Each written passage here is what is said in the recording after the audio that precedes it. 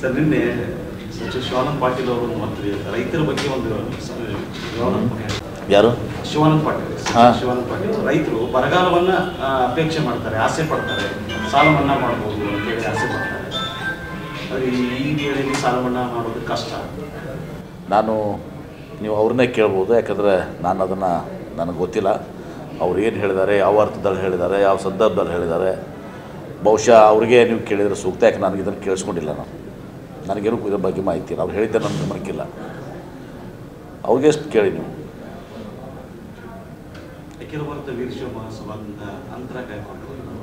ಯಾರು?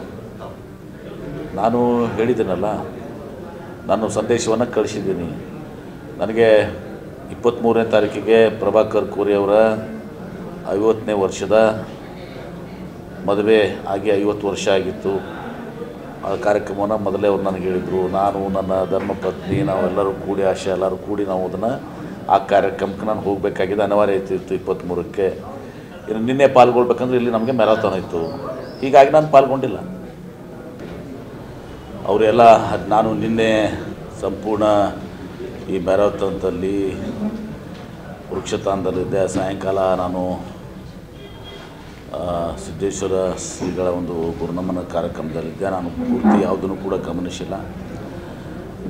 ಈ ವಿವಾದಗಳು, ಒಂದು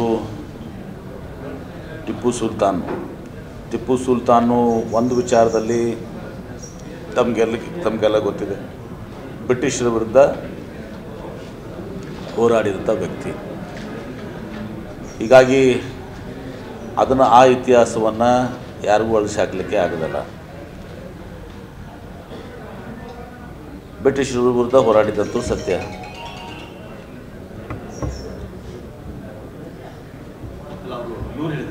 ಏನು? ಹಾಂ, ಬಿಜೆಪಿಯವರಿಗೆ ಬ್ರಿಟಿಷರು ಬೂಟ್ ನೆಕ್ತಾರೆ, ಬಿಜೆಪಿ ನೋಡಿ, ನಾನು ಆ ಭಾಷೆಯನ್ನು ಬಳಸಬಾರ್ದು ನನಗೆ ಗೊತ್ತಿಲ್ಲ. ಆದರೆ ಇದು ಅವರ ಹರಿಪ್ರಸಾದ್ ಅವರು ಹೇಳಿರುವಂಥದ್ದು. ಆ ವಿಚಾರವಾಗಿ ಅವರಿಗೆ ಏನು ಹೇಳಿದ್ದಾರೆ ಅದನ್ನು ಕೇಳಿದರೆ ಸೂಕ್ತ. ನಾನು ಕೇಳ್ಕೊಂಡಿಲ್ಲ.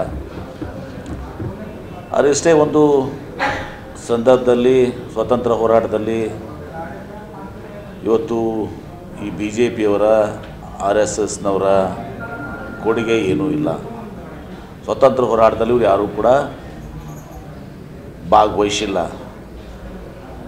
ಆ ಸ್ವಾತಂತ್ರ್ಯ ಹೋರಾಟದಲ್ಲಿ ಇವರೆಲ್ಲರೂ ಬ್ರಿಟಿಷರ ಪರವಾಗಿದ್ದರು ಅಂಥೇಳಿ ಡೈರೆಕ್ಟಾಗಿ ಅಥವಾ ಇಂಡೈರೆಕ್ಟಾಗಿ ಇವತ್ತೊಂದು ದಿವಸ ತಿಳಿಯುತ್ತದೆ. ಸ್ವಾತಂತ್ರ್ಯ ಹೋರಾಟದಲ್ಲಿ ಇವತ್ತು ಕಾಂಗ್ರೆಸ್ಸಿಗರು, ಈ ರಾಷ್ಟ್ರದ ಜನತೆ, ಎಲ್ಲ ಜಾತಿ ವರ್ಗದ ಜನ, ಇವತ್ತು ಕಿತ್ತೂರು ರಾಣಿ ಚೆನ್ನಮ್ಮ ಇರ್ಬೋದು, ಸಂಗೊಳ್ಳಿ ರಾಯಣ್ಣ ಇರ್ಬೋದು, ಇವತ್ತು ಝಾನ್ಸಿ ರಾಣಿ ಲಕ್ಷ್ಮಿ ಇರ್ಬೋದು, ಅಷ್ಟೇ ಅಲ್ಲ, ಸ್ವಾತಂತ್ರ್ಯ ಹೋರಾಟದಲ್ಲಿ ಕೂಡ ಇವರೇನು ಒಂದು ಧರ್ಮವನ್ನು ದ್ವೇಷಿಸ್ತಾರೆ. ಈ ಹೋರಾಟದಲ್ಲಿ ಪಾಲ್ಗೊಂಡವ್ರ ಲಿಸ್ಟ್ ಇದೆ, ಯಾರು ವೀರಮರಣ ಹೊಂದಿದ ಲಿಸ್ಟ್ ಇದೆ. ಅದರಲ್ಲಿ ಹಿಂದೂಗಳು ಇವತ್ತೊಂದು ಸಹ ಅಮರರಾಗಿದ್ದಾರೆ, ಪ್ರಾಣತ್ಯಾಗ ಮಾಡಿ. ಮುಸಲ್ಮಾನರು ಅಮರರಾಗಿದ್ದಾರೆ, ಸಿಖ್ರು ಆಗಿದ್ದಾರೆ, ಎಲ್ಲ ಧರ್ಮದ ಎಲ್ಲ ಜಾತಿ ಜನರಾಗಿದ್ದಾರೆ.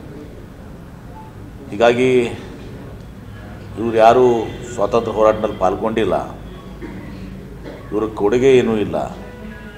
ಇವರು ಬಂದು ಇವತ್ತು ರಾಷ್ಟ್ರೀಯತೆ ಬಗ್ಗೆ, ದೇಶದ ಬಗ್ಗೆ ಮಾತನಾಡ್ತಿರುವಂಥದ್ದು ವಿಪರ್ಯಾಸ. ಇದು ಎಲ್ಲರಿಗೂ ಗೊತ್ತಿರುವಂಥದ್ದು. ಸರ್, ಇದೆ ಈಗ ಹಿಜಾಬ್ ವಿಚಾರ ಮತ್ತೆ ಚರ್ಚೆಗೆ ಬರ್ತಾರೆ ಸರ್. ಹಿಜಾಬ್ ಈಗಾಗಲೇ ಕೋರ್ಟ್ನಲ್ಲಿದೆ. ಹಿಜಾಬು ಇವತ್ತು ಈ ಬ್ಯಾನ್ ಆಗೋಕ್ಕಿಂತ ಮುಂಚೆ ಏನು ಸೌಹಾರ್ದಯುತವಾಗಿ ಪರಸ್ಪರ ವಿಶ್ವಾಸದಿಂದ ಒಂದು ಹೊಂದಾಣಿಕೆ ಮೂಲಕ ಇವತ್ತು ದಿವಸ ನಡೀತಾ ಇತ್ತು. ಅದನ್ನು ಈಗ ಬಂದು ಇದನ್ನು ಕದಲಿಸಿಬಿಟ್ಟಿದ್ದಾರೆ. ಈಗ ಕದಲಿಸಿ ಅಲ್ಲಿ ನಾವು ಶಾಲಾ ಕಾಲೇಜುಗಳಲ್ಲಿ ಈ ಜಾತಿ ಧರ್ಮ ಪಕ್ಷವನ್ನು ಒಯ್ಯಬಾರ್ದು. ಅದು ಮುಂಚಿತವಾಗಿತ್ತಲ್ಲ, ಮುಂಚಿತವಾಗಿ ಏನಿತ್ತು ಅದನ್ನು ಹೊಂದಾಣಿಕೆ ಮೇಲೆ ಇದ್ದದ್ದನ್ನು ಇವರು ಕದಲಿಸ್ಬಿಟ್ಟಿದ್ದಾರೆ. ಸಿಎಂ ಹೇಳಿದ್ರು ಅದು ನಿಷೇಧವನ್ನು ಹಿಂಪಡಿತೀವಿ ಅಂತ ಹೇಳಿದ್ರು, ಮತ್ತೆ ನೋಡ್ತೀವಿ ಅಂತ. ಅಲ್ಲ, ಸಿ ಎಂ ಅವರು ಅದೇ ಹೇಳಿದ್ದಾರೆ. ಅದನ್ನು ನಾವು ಕೋರ್ಟ್ನಲ್ಲಿದೆ, ನಿನ್ನೆನೂ ಕೂಡ ನಾನು ಎಲ್ಲೋ ಗಮನಿಸಿದೆ, ಕೋರ್ಟ್ನಲ್ಲಿದೆ. ಅದನ್ನು ನೋಡಿಕೊಂಡು ಕಾನೂನಾತ್ಮಕವಾಗಿ ನಿರ್ಧಾರ ತೆಗೆದುಕೊತಾರೆ. ಕನ್ನಡಿಗರ ಮೆಚ್ಚಿನ ನಿಮ್ಮ ನ್ಯೂಸ್ 18 ಕನ್ನಡ ಈಗ ವಾಟ್ಸ್ಆಪ್ನಲ್ಲಿಯೂ ಲಭ್ಯ.